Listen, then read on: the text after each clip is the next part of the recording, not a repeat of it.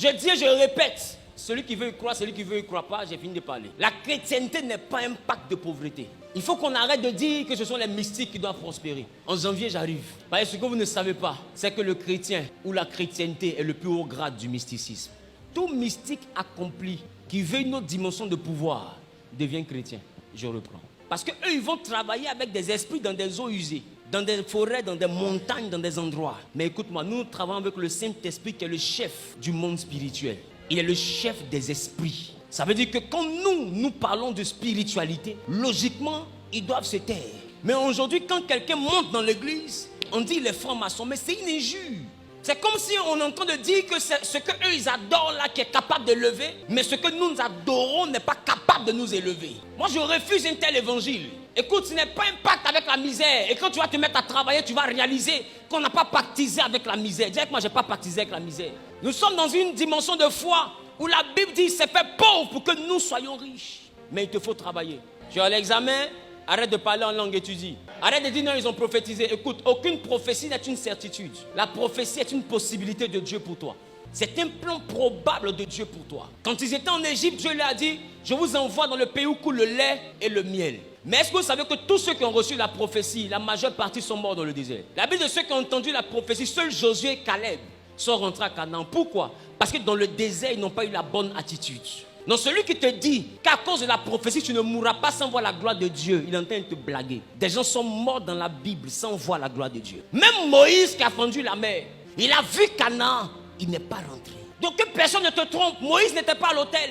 Toi tu y es. Je reprends. Que personne ne te trompe, Moïse ne frappait pas encore. You frapping. Je vous ai dit, ici là, ce n'est pas bon. Vraiment prier pour moi pour que je sois un autre pasteur en 2024. J'ai envie d'être un pasteur un peu plus sérieux. Amen. Écoute, rien ne garantit. Même la prophétie, si elle s'accomplit dans ta vie, c'est qu'il y a une grâce qui t'a touché. Non, arrête de dire non, monte en décembre, moi je ne mourrai pas. Il faut dire par la grâce de Dieu. Il faut dire par la... Sinon, le cimetière est rempli de personnes qui devaient voyager mais qui ne sont jamais allées à l'aéroport. Le cimetière est rempli de personnes qui devaient être élevées, avoir des maisons, des cités, mais qui n'ont jamais eu leur domicile à eux, sont morts dans location. Et je te dis que personne ne te trompe. Si tu quittes la terre ne va pas s'arrêter. Si on a trop fait, ça va mettre rip.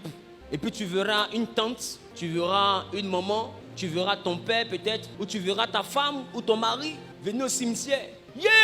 Pourquoi? Tu m'as laissé qui? Laissez-moi, il est parti. Il est parti. Il est pays. On l'attrape, il veut partir. Mais dès qu'on la laisse, qu'elle arrive au bord du trou, c'est là que tu vois que la vieille a bon frein.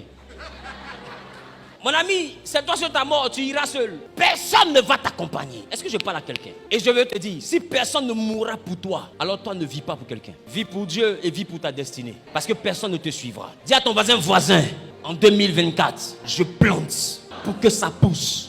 Le peu que tu as, il faut l'investir. Si tu estimes que tu es trop grand pour travailler dans ce que tu as investi, peut-être tu penses que c'est trop petit. Mais quelqu'un qui a travaillé pour toi. Mais il faut travailler. Et je te dis que si tu te mets à travailler, tu verras la fidélité de Dieu. Il dit, c'est alors que tu prospéreras. Tu auras le succès et la réussite dans tes entreprises. Est-ce que tu as une entreprise? Qu'est-ce que tu fais de tes journées?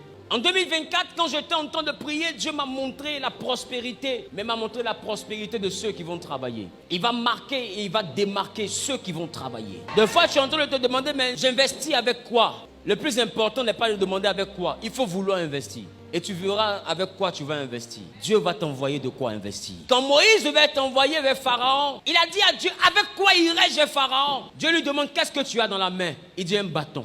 Il y a des choses que tu as dans ta main que toi-même tu appelles rien, mais que Dieu peut utiliser pour confondre. Il y a des choses que toi-même tu appelles rien, mais que Dieu peut utiliser pour confondre.